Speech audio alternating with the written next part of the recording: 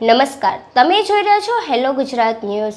સમાચારમાં વાત કરીએ તો પાંથાવાડાની Shri Tirupati arts and commerce college ખાતે ઇન્ડિયન એથિકલ હેકર દ્વારા હેક ધ હેકર અને સાયબર સિક્યોરિટી વિષય પર એક દિવસીય સેમિનારનું આયોજન કરવામાં આવ્યું. પાંથાવાડાની Shri Tirupati arts and commerce કોલેજમાં Indian ethical hacker Shri Dalpatbhai Bherabhai Suthar દ્વારા હેક ધ હેકર અને સાયબર સિક્યોરિટી વિષય ઉપર સમજણ આપતો એક દિવસીય સેમિનાર યોજાયો.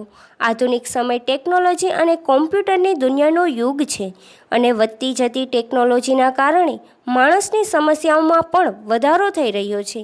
આ સમસ્યાઓમાં મોબાઈલ હેક થઈ જવો, તમારા સોશિયલ મીડિયા એકાઉન્ટ બંધ થઈ જવા, પોતાનો પર્સનલ ડેટા વાયરલ થઈ જવો, કોઈપણ વેબસાઇટ અથવા કોમ્પ્યુટર સિસ્ટમમાં સચવાયેલી માહિતીની ચોરી થઈ જવી વગેરે જેવી ઘટનાઓ દિન પ્રતિદિન આપણા ધ્યાનમાં આવતી હોય છે. રોજબરોજ થઈ રહેલી આવી ઘટનાઓથી લોકો કંટાળી જતા હોય છે તથા અમુક લોકો તો આવી બાબતોથી તંગ આવીને આત્મહત્યા કરવા પણ મજબૂર બનતા હોય છે.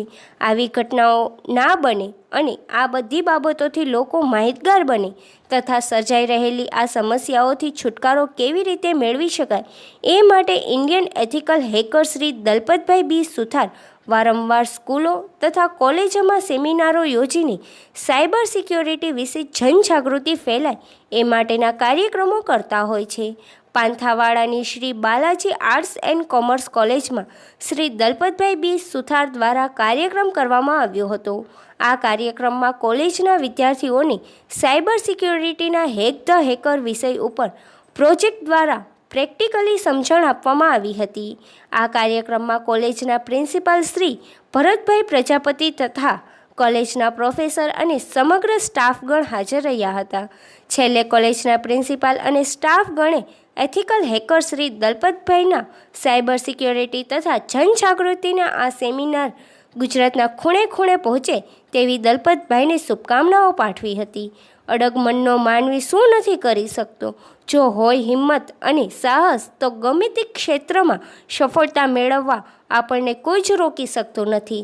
સામાન્ય પરિવારમાં ઉછરેલા અને અમુક પરિસ્થિતિઓના કારણે ફક્ત 10 ધોરણ જ પાસ કરી શકેલા એથિકલ હેકર શ્રી દલપતભાઈ સુથાર પપ્પા ભેરાભાઈ અને મમ્મી પુષ્પાબેનના પ્રેરણાબળના આધારે કોમ્પ્યુટરની દુનિયાની આ